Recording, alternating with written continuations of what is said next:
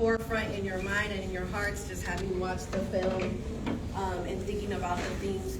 We wanted to uplift the themes of solidarity and also the ongoing COINTELPRO, whatever you call it. We know that there's a daily war on our people and our movement. And so just to kind of put a question out there on the floor, just what does the film kind of show us, and maybe what's not in the film about the themes of solidarity and the ongoing struggle against COINTELPRO and state terror and violence? First and foremost, I'm honored to be here. My comrades asked me, he said, "Man, Chairman, when was the last time you've been back to the Bay?" I said, it's been quite some time. This is historical stomping ground for us. This is like, not to seem sacrilegious.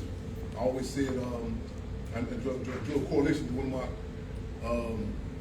novice new comrades with Black Panther Party Cubs. I told him, I said, it can't be official with you being a member of the Black Panther Party Cubs because you touched down in Oakland. Right on. Correlation like the Muslims with the thing I say about like Mecca, that Oakland is our base for us in particular. With the movie Judas and the Black Messiah, and it's been a while since I've seen it, but every time I see it, I still, gain a deeper appreciation for the cast, a lot of the struggles that we engaged in, everything, struggles in regards to some proposed titles, the script. And with the movie, of course, I guess to tell a narrative, you can't get everything in there. In fact, people say, well, this tells the whole story about Chairman Fred and the Black Panther Party. I said, you can't put a shark in the fish tank. And this, in particular, the question of coalition building. I think in many cases, many people tend to romanticize struggle in general. I like this term, romanticize revolution, and negate the underbelly that comes with it. And there was, even with this movie, there was a lot of struggles. Some people had issue with the narrative appearing to come from the agent provocateur. One of the agent provocateurs, William O'Neill. That's a discussion I tell people don't like to talk about. But the deal is, in any situation, I think it's imperative that we acknowledge the good, the bad, and the ugly. Minister, people say that contradictions are the ruling principle of the universe. And you need those to appreciate the good and to acknowledge the bad.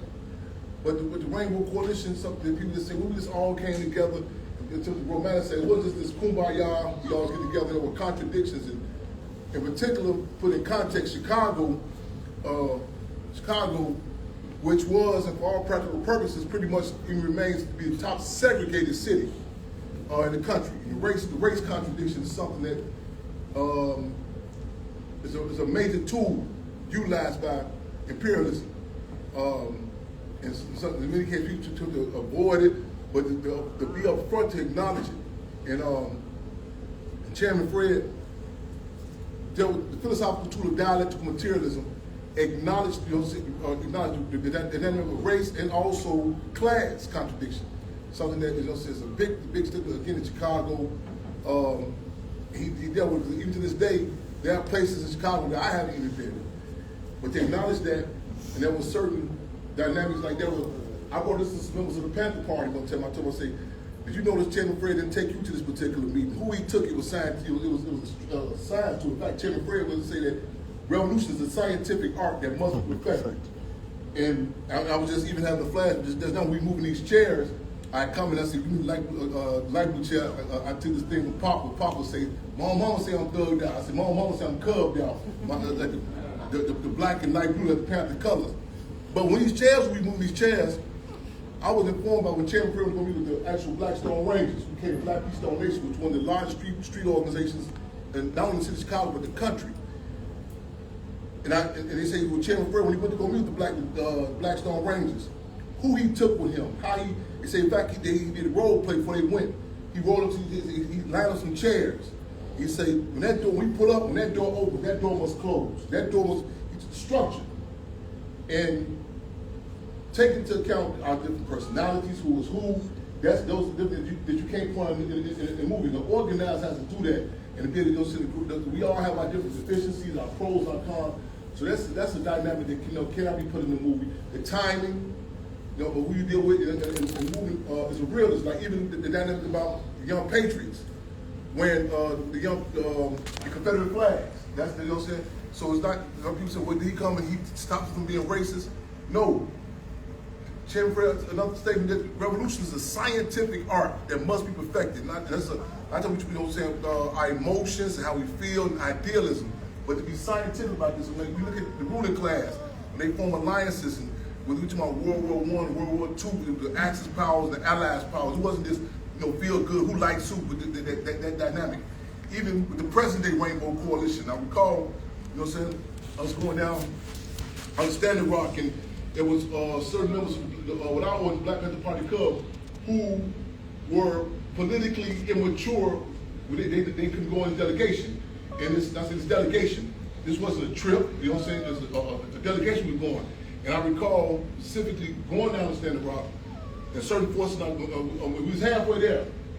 And there's one individual that came through contact with another force.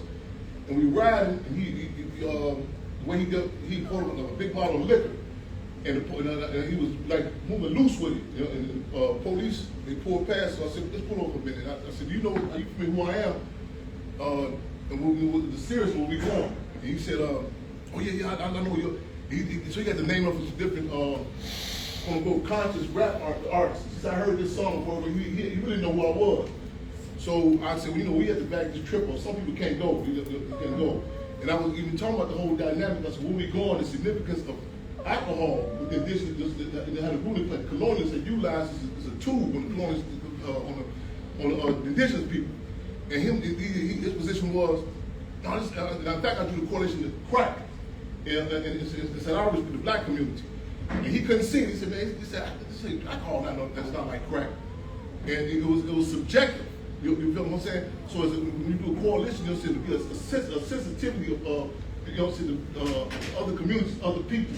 And so that's the dynamic when Chairman Fred with the Rainbow Coalition, those are certain things that you can't see who you talk to, when you talk to, take this into account. So there's some of the things that could not be put in there, but it's something that is organized, you have to be cognizant of.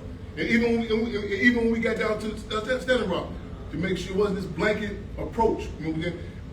The resume we have with our comrades, okay, who we touch down with, the Conus, so okay, when we go there, and there's not coming this black, this idealism. All the black and the red communities are coming together. So really, there are contradictions. The deal is, you have, even from our respective communities, some people who have never came into contact with each other. You follow what I'm saying?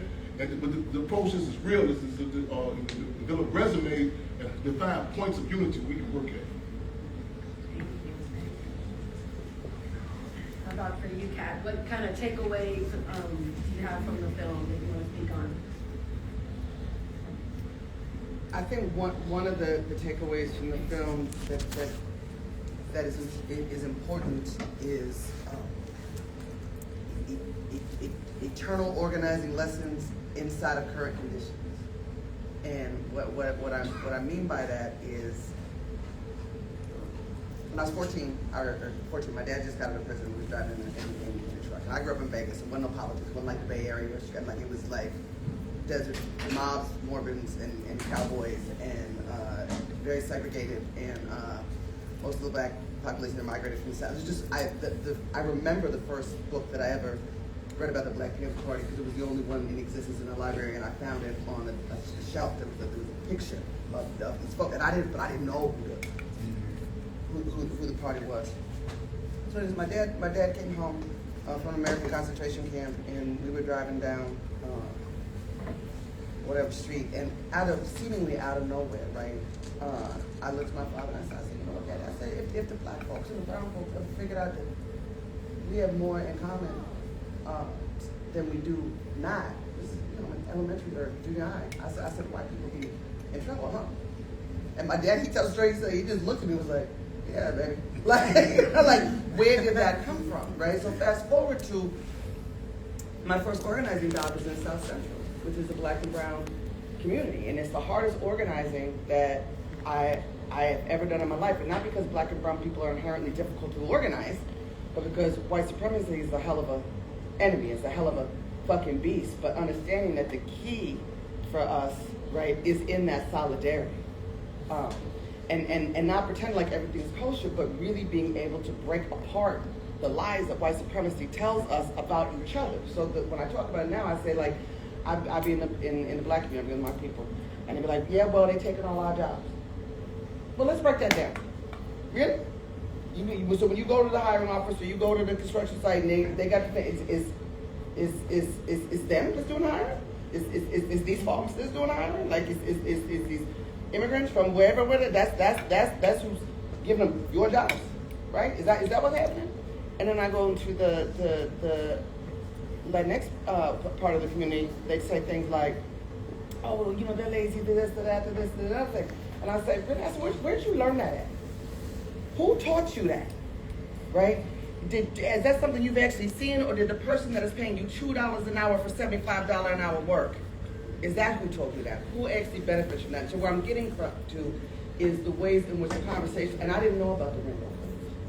I learned about Chairman Fred Hampton and Black later, right? I didn't have any of this information, but inherently, I understood as an organizer who my enemy was and what it was going to mean, what we were going to need to be able to overcome that enemy. And my enemy wasn't another melanated person.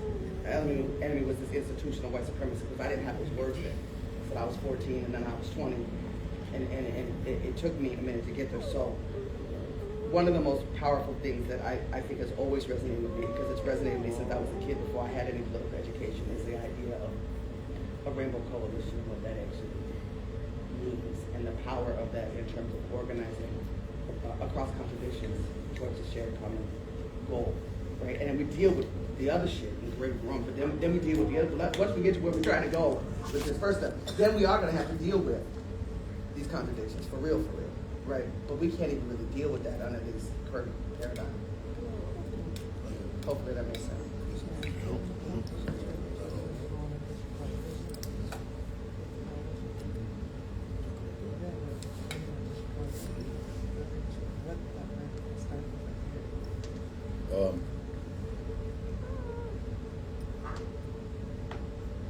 I'll go to that. I was just thinking about counter COINTELPRO, and understanding the psychological damage that we all have an understanding. Can you just, when we go to everybody see what it is?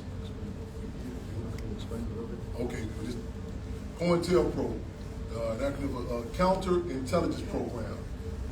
Though it's been in existence, you know what I'm saying? Since the colonizers, you know what I'm saying, placed foot here, African abroad. But in regards, we talk in context of April of 1967. This is not out the horse's mouth, but from the pig's mouth. The former director of the FBI, J. Edgar Hoover. So a program was created, the former director of the FBI, J. Edgar Hoover, and architected by the deputy director of the FBI, William Sullivan. A program which was created, in their own words, to discredit, demise, disrupt, and destroy any black nationalist movements, especially amongst the youth. Tactics included, but not limited to, forcing people to political exile, political prisoners, assassinations, slander campaigns, destroying relationships, lives, you name it. So this, a lot of times people say, well, all it takes is unity. We just come together. Negating that there's a counter, there's an actual war. And that's something that we're deprived of, just even acknowledge this old saying, knowing is half the battles, just even to put it in context, to say that, and that's humbling, you know what I'm saying, as opposed to, that's a leap up, like you have Nazi Germany. They acknowledged that there was a plan put together to create the ghettos. They acknowledged that under the Minister of Propaganda, Grobel, that the propaganda bombs that they utilized, to acknowledge it, as opposed to the euphemism or the non-acknowledgement. But this is to acknowledge that dynamic of COINTELPRO is an official acknowledgement of a war that's implemented in things, TV, movies, media, everything, you know what I'm saying, that you may negate. Well, that's not a big purpose. The slander, you know what I'm saying, who they fund, what groups they raise up, all this is part of the COINTELPRO program. Beautifully said, brother. Thank you. And with that being said, the strategies is maneuvering with being self-aware, self-conscious, to actually us inside of this labyrinth. Now, the biggest part is nonprofits. Being aware to how these things are crab bucket and the struggles now with poverty, and it affects the whole as brother in the movie, just to get to understanding how serious it is. We are comfortable, as my brother Antloke says, we're comfortable closing our own prison cells. We just paint our rooms. We have, but we're comfortable going back and closing our cell. And that explains a lot to the psychological Stockholm syndrome that we are comfortable with being called Americans. Be called colonizing language. And comfortable not even trying to find back our language, find back our root, our origin, our core relation.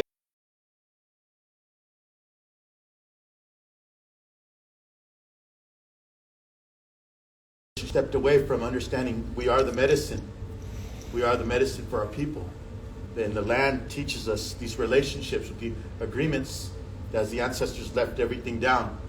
It's just the philosophy this goes from the strategies all the way from the Papal Bull, the doctrine of discoveries, that the war has still continued to erase the relationship from how patriarchal and things like that have been put in place for us to lose our sense of a connection to our women.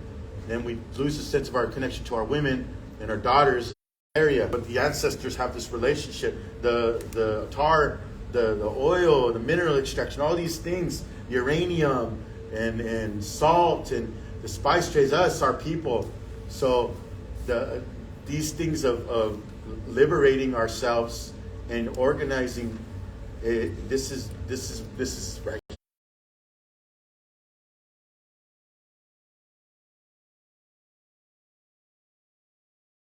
Institutions, understanding how they got to maneuver through these institutions of education, and how those things are always with confusion, the labyrinth of the language, and them being proud to go and get in that degree, a ceremony. That's a ceremony of a degree. What do they call these things? These things are cheap. Nobody even questions that no more. What they're giving themselves. Here it is. But to get back to the organizing, to have and see the inspiration of how this group at that time brought in all these different relatives from different ideologies to understand one enemy. One reason we have to join to each other with the Rebel Coalition. This is what we always, solidarity. Brother showed that unity, because when we traveled in 2024, when my Suya, my Ma'in, my chief, chairwoman Charlene, she asked me, help me, Joey, let's do this together, family. We're gonna walk all the way to Washington, D.C. And we're gonna go stop in everybody. We gotta ask everybody though. We're not gonna get permits. We're gonna ask relatives, can we come on your homeland? Can we come and have this relationship? And let us listen to your issues on your land. Let us understand what is going on in your fights. What are you fighting for in your area of land?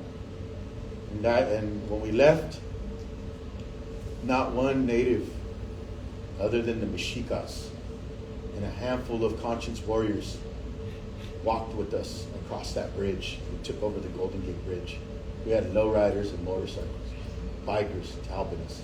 But not one native here in our homeland that has come here as a traveler, as a relocatee, as a displaced relative, wanted to take that acknowledgement to helping us. And it's not disrespect to anything, it's just what we went through.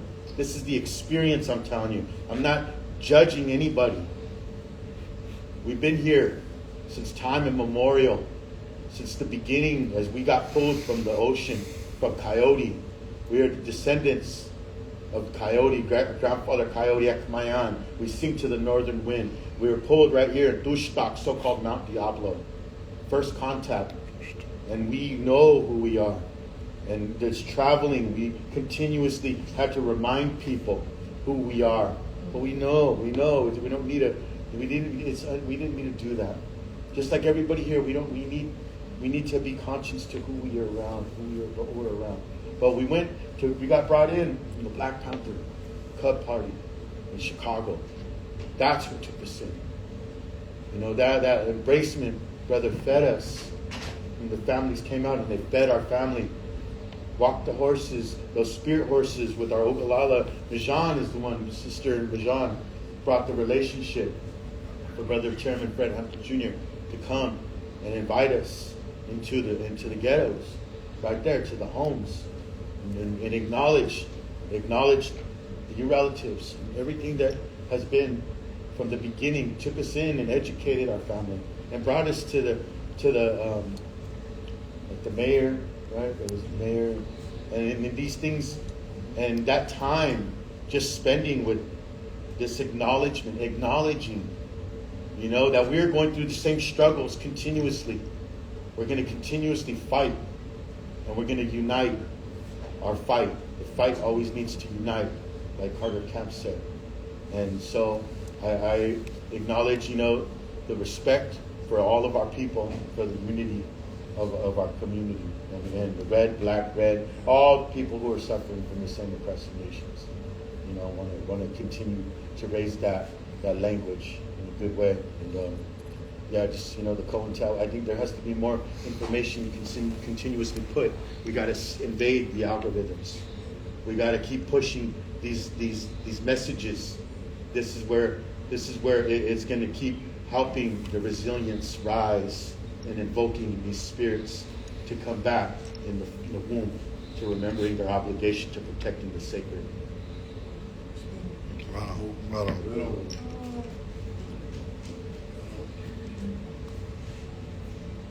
Thank you, everybody, for being here. Just COINTELPRO, it affects us in every way in our organizing all the time, and the new forms of COINTELPRO, like even through social media, it affects us. But I want to just mention and comment on this film and how powerful it is, because for us as Native people and Indigenous people, we don't have a mainstream film like this that talks about our movements and our leaders. And so this is to have a mainstream film out there, and the relationship that Chairman created with Ryan Coogler and Shaka King and Charles King and Macro Studios, that became lifelong friendships, and that's going to help us, not just this film, but going to help the movement in a whole, because Chairman educated people with a lot of power in the film industry. Okay. And so I just want to acknowledge that happened, because he did. He brought them to some of the most dangerous places. He told them, Google it. See what the most dangerous place in Chicago is right now. And then there was hella murders at this one spot the night before, or that night or something, or they all went out there and they saw firsthand what the work that Chairman does, and just the work that we've been doing together for the past 20 years, and me witnessing the type of organizing that Chairman does in the community in Chicago, but everywhere he touches down. I went to Africa, we went to Tanzania, went to Ghana, tried to get him into Burkina Faso. You know, they just shut the doors for U.S. passport holders. So, but that's another place that we want to get to together. And this solidarity didn't just come my elder Wolverine, who's passed on now, but involved in the last armed standoff in 1995. He said, you need to go work with Chairman Fred Hampton Jr. You need to work with Shaka Athenen here in Oakland, who's passed on now. Man. And but you can't just do it. You need to go with ceremony. You need to call the ancestors. You need to call the spirits, and they help guide us in our how we're going to work together. And so that's what we have done, and Chairman's been invited to many ceremonies, Native ceremonies that are really tight, group-knit ceremony family, and he's been adopted in, and that really means a lot for our movement, because we're all freedom fighters, and here on this panel, freedom fighters, and that have dedicated our lives, every breath, to the movement for our people. And it was not just this generation, our generations.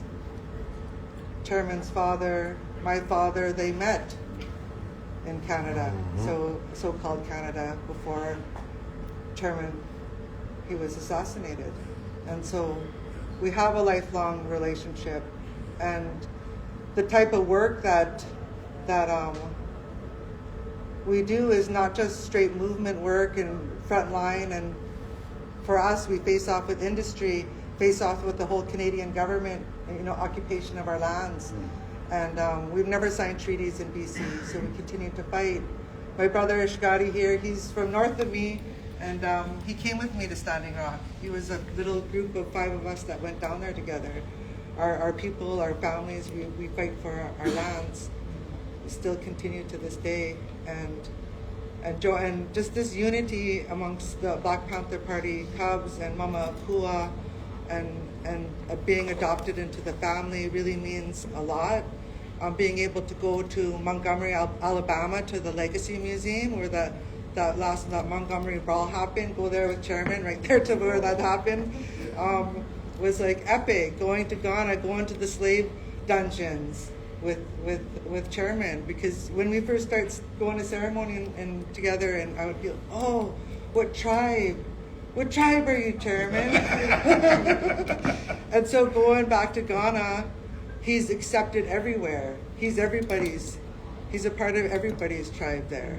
And they bring him in like the biggest leader from over here on this land when he goes over there. So it was just an honor just to witness it, and like the amazing work that continues to happen, especially when we all get together. And just being here in Oakland and Muwekma Ohlone territory, and is just an honor. This is historical, like Chairman says, historical stomping grounds. Thank you, everyone.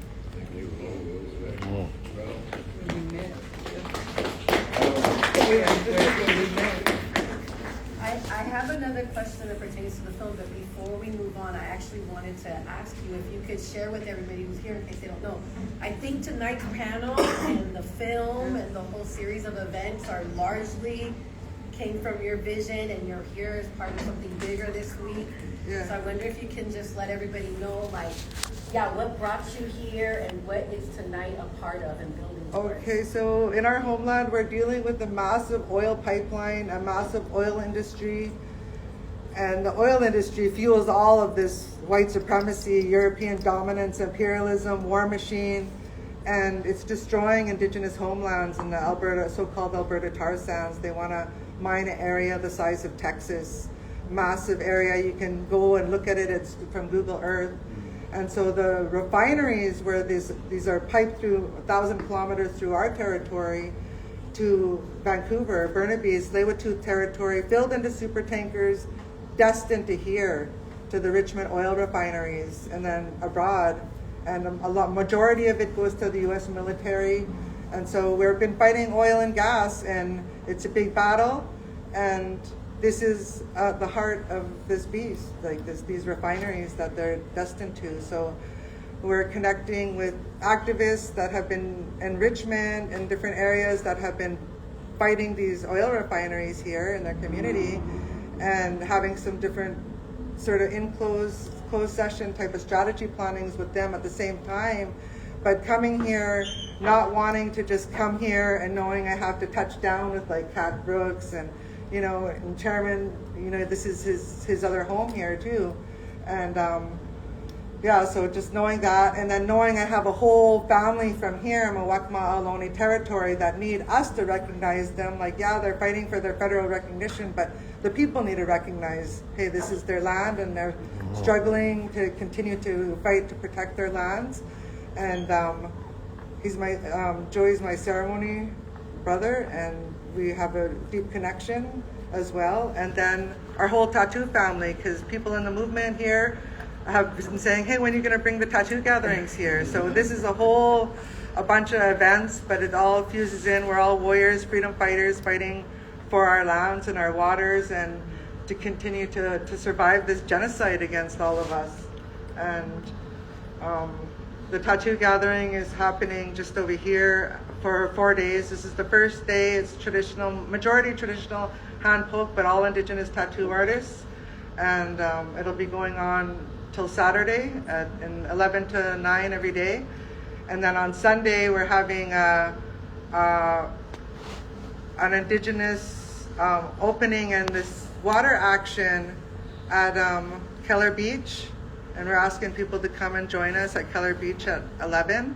But if you want to come prior, there's going to be kayaks, there's going to be different things happening, an art installment on the water. I guess there's a federal exclusion zone out there, like all around these oil ports and things. There's major policing that happens, like this police terrorism, like this. So, you know, bringing attention to our fight against big oil, and that Indigenous people are still fighting for our lands, not just here, but everywhere. You know, Chevron's affecting places in Africa and South America, and actually killing freedom fighters there, and where we have a privilege to stand up and be vocal against big oil and how it impacts our communities. But also the tattoo medicine is something that we're amongst the rare that are reviving it amongst our nation, and the type of power that we get from bringing our tattoo back and bringing these symbols back into our families and into who we are as Native people. They have meaning, they have spirit and tribal ways, and in Africa there's scarification, and so I know we need to bring that back too, the scarification. Different meanings, different ceremonies, you know, manhood, womanhood, different things. And where we're missing that as a culture is to bring tattoo back and how it's linked to us as a people. And so that's happening over there till Saturday too. So, but hoping everybody could come out on Sunday, Keller Beach at 11. Wow. We'll wrap up soon, but let me throw out one more question. If y'all want to answer this question, or whatever you want to leave us with, some last words. But one thing that I took away, you kind of mentioned it when you said that Fred Hampton, you know, he talked about revolution was a science.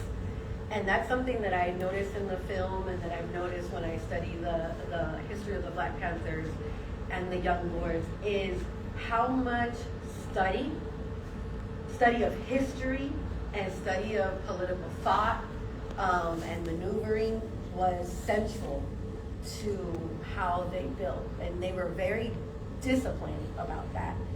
And sometimes it seems like that's one thing that I feel like maybe we've lost touch with, that we don't do in the same way anymore. I feel really fortunate that my day job is at an organization like Courage that is a movement building organization, so I do get to be engaged in conversation about and thinking about strategy and learning about political history and political education. But we don't have the Panther paper. We do have Law and Disorder. If you don't listen to Law and Disorder in the mornings, there's a lot of good education happening there. But yeah, how can we be disciplined? And how can we be informed to be the most effective that we can, especially as the political context in some ways is the same, in some ways is rapidly changing, and the attacks look really different. So I'm gonna put that question out there because that's a question that's burning for me. But this might be your last chance. So what do you want to say to the people? Let me premise, in the State Revolutionary Appreciation, Mr. Cat and all this order brought me on there.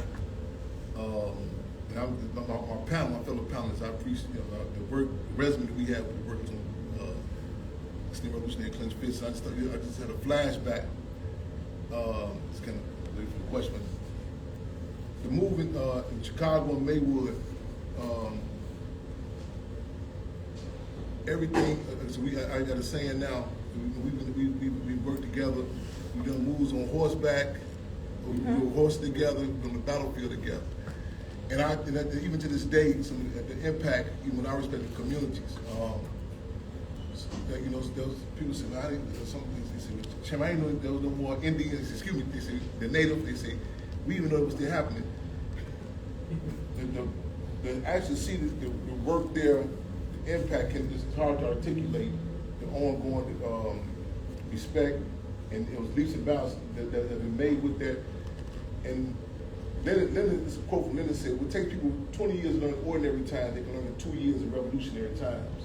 Mm-hmm. And so we also say quality outweighs quantity.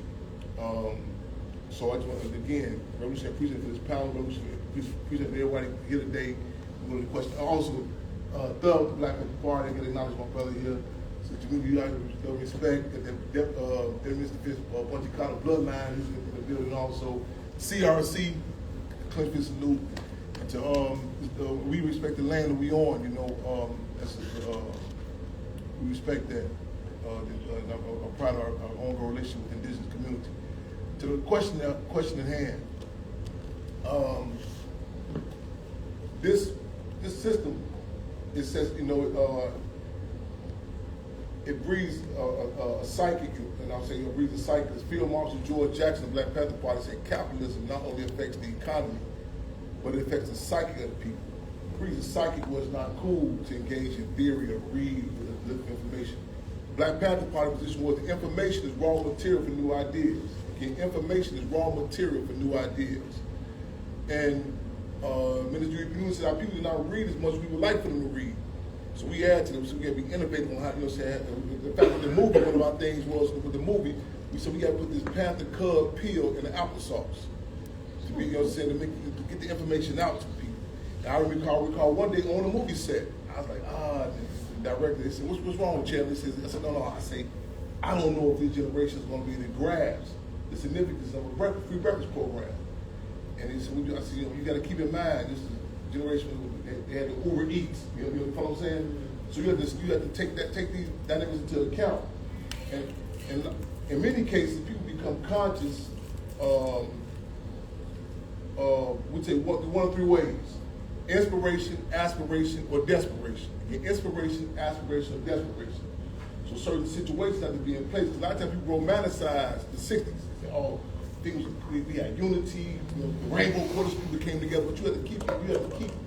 You cannot negate the heat. Also, you cannot the Nixon administration. You know what I'm saying? So certain conditions have to be in place also to force people, you know what I'm saying, to come together or seek out certain information. There was a revolutionary climate during the '60s where it was common discussion. The Black Panther Party people talk about it was going to the community about the Tet Offensive. It was happening in Vietnam. Prior to that, people there was subjectivity, like, you know, I don't care what was happening in Vietnam. In fact, the ruling class said one of their mistakes was showing media coverage of Vietnam. But I've always said I'm a revolutionary in reactionary times.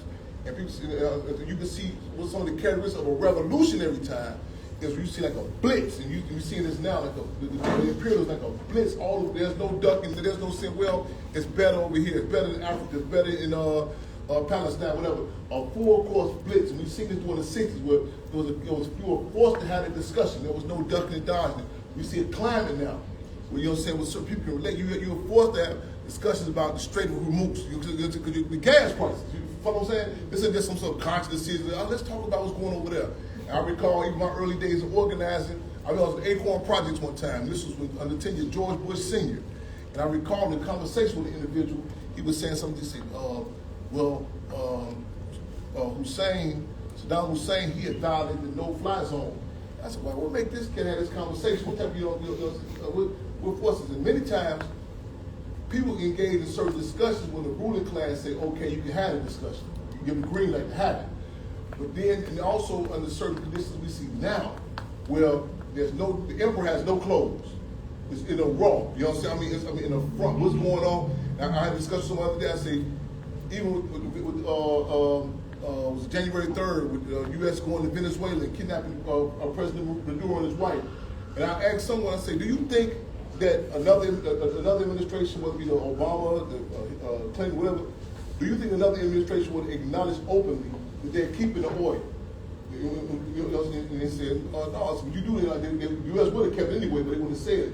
So it's a time right now where you're being forced to engage in certain information, you know what I'm saying? And so to reiterate something, the dynamic of theory, it's a necessity. It has to, because a lot of times we have a reactionary resistance. You know, so we just something tells you this ain't right, and you respond. But theory and a politic gives you the ability to transcend generational, gender, and geographical lines. To draw that correlation to what's happening from the reservations to the ghettos. To draw the correlation from Pedro Albizu Campos, you know, the Puerto Rican community, to political prison, Field Marshal George Jackson. It gives you to draw cross-colonial borders. Look at previous attacks and draw, you know, saying not only previous attacks, but also previous resistance. You can say, whoa, this was what's happening over here. To say, man, this can't happen. Say, no, they challenged the imperialism over here. They challenged it before. So that theory, but also this old action that says theory without practice is blind. Theory, you know what I'm saying? A lot of times people want to engage with Chairman Fred referred to as intellectual masturbation. Just a whole bunch of theories of talking. You know what I'm saying? We have a saying too. We say practice without theory is you taking a chance. You just came up lucky that time. You know what I'm saying? So to be able to marry theory and practice, to be able to to be able to turn the communities into classrooms. You know what I'm saying? We say we make mistakes. We go with our coalition bill. We go different places. We say we come in and say, yeah, we're going to make mistakes. But when Malcolm X said about self-determination, even our mistakes belong to us. That's a different dynamic. It's a different taste of that self-determination. Then to look at even the move locally, it's this old saying, but think globally. To say, okay, wait a minute, this ain't the challenge the tunnel vision. Because I tell you, it's subjective. You say, well, it's the first time this happened. Can't believe the police killed my cousin. I can't believe this system doing this. This day modus operandi. This let's say modus operandi. When you go in the courts, they study files. Okay, this is this person's track record. Even with dogs, people they breed dogs. Say, wait, the cane corso. Why is the cane corso acting this way? They say, oh, the cane corso was used in Europe. They put knives in their back and they run up on a horse and say, oh, that's why there's a certain history to it. The nature of imperialism, the modus operandi, how it operates, wherever it goes. People ask me before, do you think it's life on Mars? I say, I don't know. I said, I know one thing. They probably praying to whoever they believe in. Please don't let white people come up here. I say, next thing you know, drive-bys, overdose, all that comes with it. You know what I'm saying? This ain't no subjectiveness. Or they prejudice this person. This is the modus operandi, how it gets down. So to be able to study history objectively, go back and say, wait a minute, it may be a different name. Maybe you say, man, the history, wherever it goes, give it a minute. It's going to say what the instruction is going to breed, and to be able to take that into account, you know what I'm saying, and use that philosophical tool of guidance materials, but again, to be able to weigh theory and practice. But just reading it, it's, you know what I'm saying, but to apply it. You know, we can read all day about how to fix a car. Go out, to shake that, to be able to go, so let's apply this. You know what I'm saying? Got to be in your own household. When I was held captive, when I was a political prisoner, I said, I'm not on the furlough, I was held captive in isolation. I was in the politics, I could see the class contradictions even inside prison. I said the class contradictions, that was the people inside the prison. I looked there, I said, damn, I can't believe this guy in the same place I'm in. This one guy, he walked up, he had his shirt, he walked, when he actually said one, he said, this is not a prison, this is a university. I said, what? So in my mind, I said, this guy can't be locked up in the same place I'm in. So one day I literally left the unit I was in and followed him. I said, he got to be going someplace else. But I followed him. I went to the cell, the case that he was in. Toilet was busted, bricks falling. I was doing the same situation I'm in. But his class position, how he viewed it, your politics. See, politics is food, clothing, and shelter. Survival. How you view it, that's we all have a different political line. That's how you relate to it. You feel what I'm saying? So I see that in prison. Field Marshal George, you said prison is a microcosm of the outside community. But to be able to, again, use this as a classroom, go back and look at theory, study different dynamics, you know what I'm saying? And again, wear it to practice. Let me, one I think too. Let me say something else too. You don't, a lot of times we don't, it's an old saying in that movie, A Few Good Men, Jack Nicholson's a line in there and say, you can't handle the truth. I like that. And that's something a lot of us don't want to deal with. I'm dealing with a case right now. I go to trial June 2nd. A lot of people are like, man, see how you want to do this? And we go through internal struggles because actually I'm going to represent myself. And I can say, man, you going to do this? Yeah. because the deal is, the politics of it is going to like trump the legal dynamic. Don't get me wrong, I still respect and need some legal advice on and so forth. But the politics of it, I happen to be fortunate and unfortunate to be dealing with some contradictions going to expose some situations today as well as that of the 60s. You know what I'm saying? That thus far, even the trumped up case I've been given, it's exposed some people who were in the Black Panther Party. You know, and what they're doing is saying, whoa, this is their resume. You know what I'm saying? So there's still, the verdict is out on a lot of things. It's not that we just wipe off and say, well, that was back then. There's still a lot of questions that were not, you know what I'm saying, not exposed. And so I welcome it. A lot of times we don't want to hear this. We want to, like I said, a lot of people had an issue with William O'Neill being portrayed in the movie. They didn't want to talk about that. But you can't talk about in a relationship. You just can't say, I don't want to, oh, this person snores, I don't know about that part. You know what I'm saying? You have to know the different dynamics to actually know it. In a movement, to be able to grasp it, to take it in, to really know it. And I welcome that. We should welcome that, to go back and again study the good, the bad, and the ugly. To study it, you know what I'm saying? And again, and even the conflicts within our community. And I guarantee you, one thing for sure, two things for certain. Every time you're gonna find a common denominator. I guarantee you. When our company say, oh, he come Chairman Free, he always gonna blame the white man in the system. And we do. And we do. And I guarantee you follow it. Even if it's a person, you go back and say, where did that behavior come from? Where did that come from? You trace it back, I guarantee you. You know what I'm saying? Just follow it. Check your emotions. Because you'll say the period is the Machiavelli, you know, it's that cloak itself, it comes with different dynamics, you know. I tell people, I say, man, whether they boil it, bake it, or fry it, I can identify. We can identify it with the politics. You know what I'm saying? And to be able to study it. So again, go in, study it. You know what I'm saying? And fear that's an emotion. But to be able to check our emotions, and our emotions check us, and do it scientifically. And again, it's a theory that we go back and look. And it was necessary to become a black man with the Black Panther Party. 6 weeks of political education, and it wasn't just boring. That, like we hear words like reading. Oh, it's, you know what I'm saying? You myself ran from it, but you started you reading. You said, "Whoa, I can relate to this." It's a different type of dynamic of reading.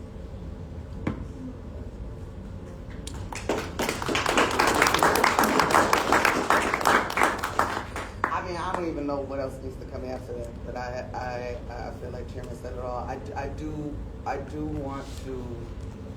I just want to honor lineage and legacy and relationships for a second. I got a little bit emotional as I was listening to folks talk, and people bring up about chocolate thinning. BLC, that's the first organization I touched down with when I came to Oakland. I was directed from the Comrade in LA, right, and called up to make sure that I could. My daughter was 2, playing underneath Shaka's table. Flash forward, Che in the room, comrades that are not here in this room, they became Revolutionary Family. Flash forward 10 years later, my daughter is hugged up, Chairman, the Standing Rock. Che was there with us, made sure we were safe and easy. That's where I met, that's where I met Sister Conacoos. Tonight, I met Sister's daughter, who at some point, I guarantee you, was gonna be sitting in a room with my daughter, having conversations about our families, right? And that these important, what I was trying to get to, I think, when my last piece of what I was trying to get to with the last thing I said, I'm tired, you'll be patient with me.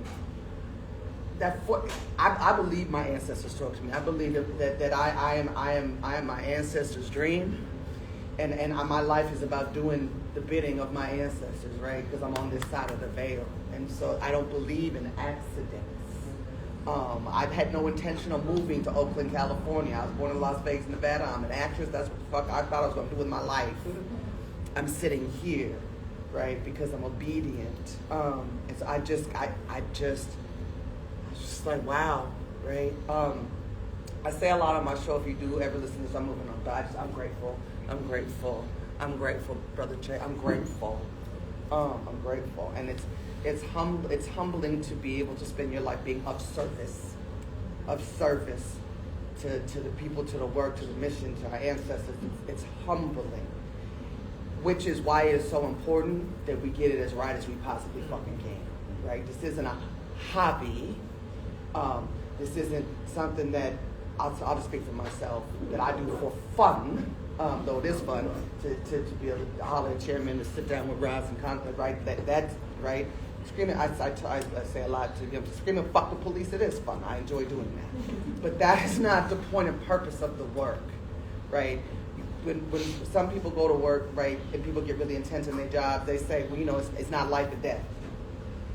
The work that we do is life and death, and not just for our generation, but for the generations before. And people have died doing this work. And so when people talk about romanticizing what happened, right, we've got ancestors that aren't walking here anymore because they believe that we had the right to walk down the street and inhale and exhale, and people leave us the fuck alone while we did it. We have a right to self-determination. We have a right to our humanity. That is the work. And so when I think about political, I say it all the time, you cannot adequately organize in the present if you do not understand the past. You just can't do shooting in the dark blanks, right? Because while political conditions evolve and change, and the face of the enemy evolve, you know, it shifts and it changes. At the end of the day, right, their agenda, their goal, their mission, their purpose remains the same. And we have to understand that, and we also have to understand how serious they are about it, right? So people talk about COINTELPRO being over, or they go, I'm glad my government wouldn't do nothing like that. Now they disappearing and killing us left, right, and center, right? All of the time. You don't hear about it as much. They thousands and thousands of us are rotting in American concentration camps right now, right this second, rotting in American concentration camps for being black and breathing, or black and educated, or black and political, or black and, right? I do my taxes on time for a motherfucking reason, because I know they're looking for one all of the time, and I don't, you know, I'm not all that important, but I know that they're looking for one. Organizing is Chip talked about the science of revolution. Organizing is a craft. It is a learned craft. It is not something you just pick up and start doing. And in my humble opinion, it is one of the most bastardized words of the English language, right? So beautiful. Nothing is all of one thing all at the same time. So beautifully, when we were shut down in 2019 and 2020, people did continue to respond to the state. We found ways to do it. So here in Oakland, folks may remember, we had car caravans, right? We didn't go inside. We just figured out how we could do without our people dying. One of the curses of that is motherfuckers decided that from Facebook they were an organizer, from Twitter they were an organizer, right? And now we have people coming out of college that want 6 figures and a nap, and they barely could organize their fucking homework, let alone an entire campaign, right? And some of that is the intentional, and some of that is a lot of that is because we're not rooted in political education. And political education is not just about the study of history, right? It's also about the study of right now. So I'm going to tie this together because I know we're trying to get out of here. But I was talking about the importance of solidarity, right? And black folks and brown folks understanding, right, what the enemy is telling you about each other to meet their end goal. I guarantee you that the folks that we were talking to then, the young people then, when this last round of fuck shit hit, right, that some of the people that were able to talk to my cousins who were like, that's not our problem, ICE ain't our problem, and our second ain't got nothing to do with it. There were people that were with us 20 years ago, right, there were babies then that are able to say, no, actually, this is our problem and this is why.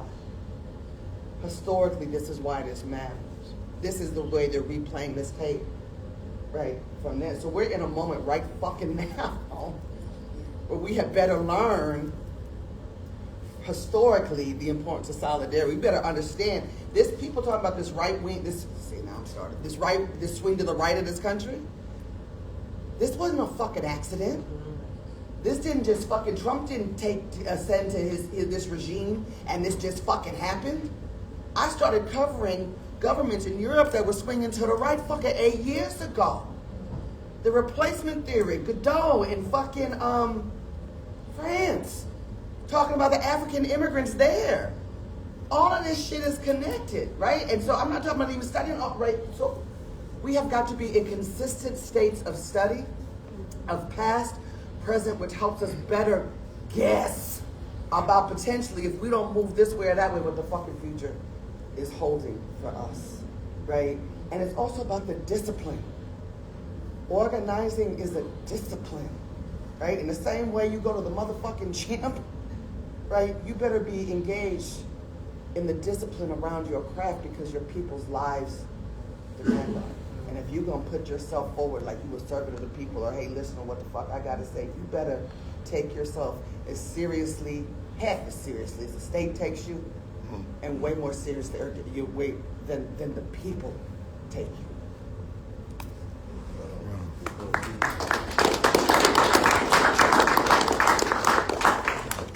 Beautifully said. Beautiful everything. I have nothing to say. I'm just grateful to be here, to take your words in, and share with my children. Share all of this to the children, take it back to the nest. And I have just a lot of respect for your work and your thought and what you've done to break it down in a way where we can comprehend it. We got to strategize with that language.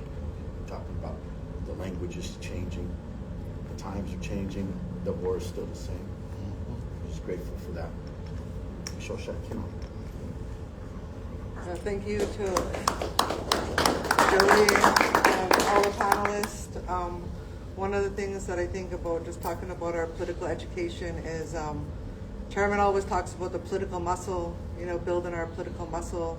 And one of the things is the Freedom All Radio and then Kat's radio program that she's on. That's good education. And the films, we're going to be showing some more films tomorrow, some short films of just some of the work that we've been doing with Chairman and the Indigenous community, and that'll be tomorrow. The doors open here at 5 too, and so hope to see everybody there. But film's a good way to get our story, to educate people, and we need to start putting like longer type of educational seminars and stuff, like longer form where we could, rather than just the sound bites that are on social media, that's just too short to educate people. And so we do need to create this culture of this just constant education of the past, present, this traveling with Chairman really opened my eyes to a lot of things, especially going to Africa. So that was like a amazing political education every step along that journey. And so tomorrow we'll be showing some of that footage from Chairman's visit to Ghana, to the motherland. So hope to see everybody tomorrow as well. A lot of times too, let me say this too, some underbelly of organizing too.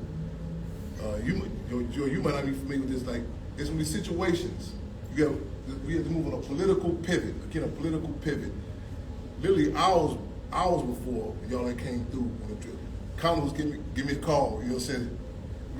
So I had to hit comrades, we on deck, you know what I'm saying? Meet up in Maywood, meet up in Chicago. When you use that term comrade, you know what I'm saying, that discipline, that Minister Union Field Marshal George Jackson never met face to face. They were sales apart, you know what I'm saying? But that discipline, know how people gonna move. It's been a long time since I've been back here in the Bay Area. The history resume, my Field Marshal Tohar, CRC, so get the word. I come with my eyes closed. I know Deputy Field Marshal Chase, CRC, the comrades gonna be on point. Once who I just even met. Again, it's deeper than just my friend or whatever. That discipline and respect. With our communication secretary, Councilwoman Carol Fife, called with the street side of Tupac. I got the call that morning. I'm here.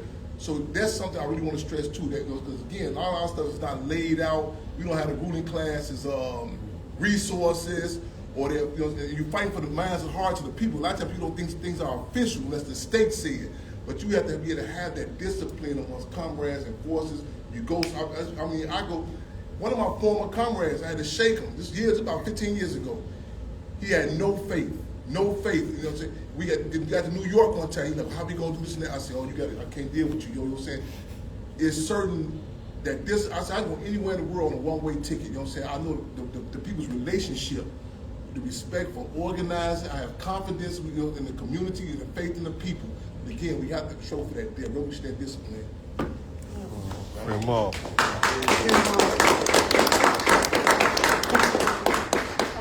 want to make a quick point before I pass it to my brother, Minister King here. JC, can you hold up the QR code? So I think one of the things that came out of the panel and from the film is this idea of discipline and study and practice.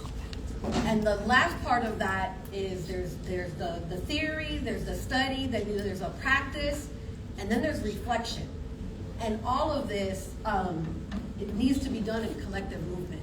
So one of the things that I know I've been hearing a lot in movement spaces is we have to get into formation. It's a beautiful thing to come to an event like today, get informed, get inspired, but it's really important to find a political home, a place where you can do that study, engage in practice, and then reflect and refine the practice so that we can start winning some stuff, right?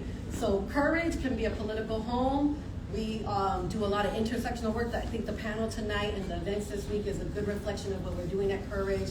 It's more than our mission says to close youth prisons and build youth leaders. But there's lots of political homes. But if you make sure that you sign in today, if you haven't yet, through our QR code, I will make sure to follow up with you and just extend the invitation to join one of our membership meetings if you are looking for a political home.